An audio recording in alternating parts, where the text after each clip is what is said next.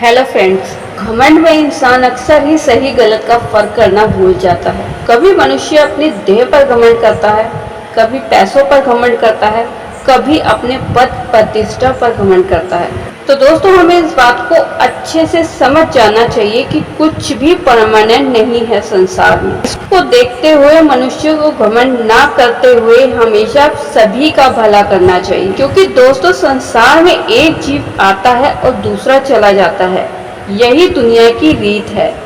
उसी प्रकार संसार में मनुष्य का आना जाना लगा रहता है, लेकिन तब भी इंसान घमंड करता है कि इस संसार में उससे ज्यादा श्रेष्ठ और कोई नहीं। जब वह यह सोच लेता है तो निश्चित तौर पर घमंड के रास्ते पर चलने लगता है और अपना नुकसान और अपना विनाश वह खुद कर लेता है।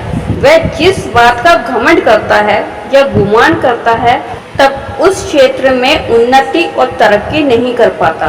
दोस्तों, इंसान इतना घमंड में चूर हो जाता है, घमंड में इतना डूब जाता है कि उसे सही गलत कुछ भी नजर नहीं आता। तो चलिए दोस्तों, मैं आपको एक कहानी सुनाती हूँ। बहुत पुरानी बात है। एक मूर्तिकार था।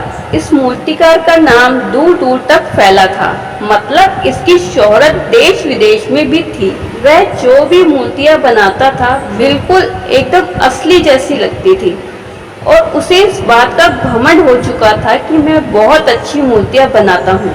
कुछ सालों बाद मूर्तिकार को लगा कि उसकी मौत अब नजदीक आ चुकी है, तो उसने यमदूतों को भ्रम में रखने के लिए बिल्कुल अपने जैसी दिखने वाली हूबहू 10 मूर्तियाँ बनाकर रख दी और उनके बीच में जाकर बैठ गया। जब यमदूत उसे लेने के लिए आए तो यमदूत उसे पहचान ही नहीं पाए कि इनमें से असली इंसान कौन है।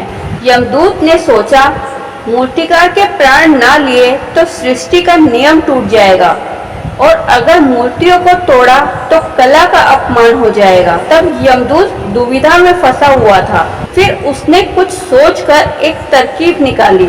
यमदूत ने कहा कि काश मूर्तिकार अभी यहीं होता तो मैं उससे पूछता कि मूर्तियाँ तो सुंदर हैं, लेकिन इनमें कुछ गलतियाँ हैं, कुछ कमियाँ हैं। यह सुनते ही मूर्तिकार का घमंड सामने आ गया और मूर्तिकार यमदूत के सामने आकर खड़ा हो गया और बोला कि मेरी बनाई हुई मूर्ति में कभी कोई गलती हो ही नहीं सकती।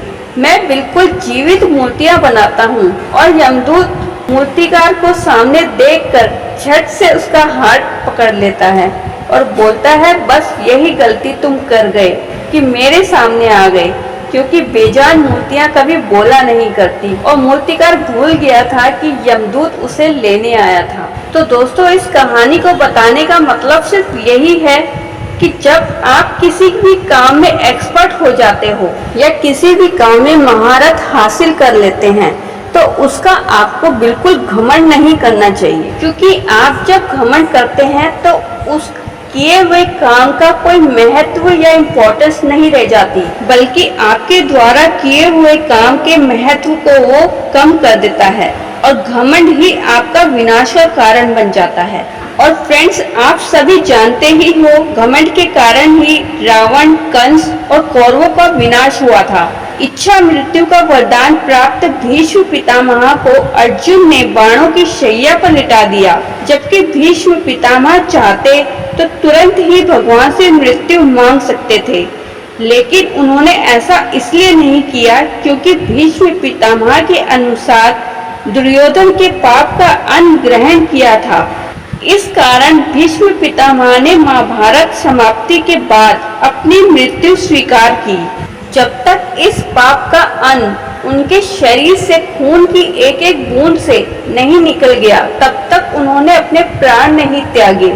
तो दोस्तों, अहंकार एक ऐसे विष की तरह है जो मनुष्य को धीरे धीरे विनाश की तरफ ले जाता है। कहते हैं रावण से बड़ा कोई पंडित नहीं था, लेकिन अहंकार और घमंड के कारण ही सबसे पहले उसकी बुद्धि का विनाश हुआ और जिसके परिणाम स्वरूप आप सब जानते ही हैं, पूरी लंका का विनाश हो गया। तो दोस्तों, अहंकार ईगो ही नहीं होता तो महाभारत भी नहीं होती। दुर्योधन को भी अहंकार था, जिसके कारण उसने अपने सभी भाइयों, गुरुओं और बंधुओं को अपने अहंकार की आग में झोंक दिया और संपूर्ण कौरवों का नाश कर दिया। अहंकार ने कभी किसी को सम्मान नहीं दिया, दिया है तो सिर्फ नफरत और खौफ से भरे हुए रिश्ते। दोस्तों, ईगो और ईर्ष्या दोनों ही एक ही सिक्के के दो पहलू हैं। इन दोनों से हमें बचना चाहिए, क्योंकि जब हमें किसी से ईर्ष्या या जलन होती है तो उसे नीचा दिखाने के लिए हम खुद ही ईर्ष्या की आग में ज़्यादा जलते हैं।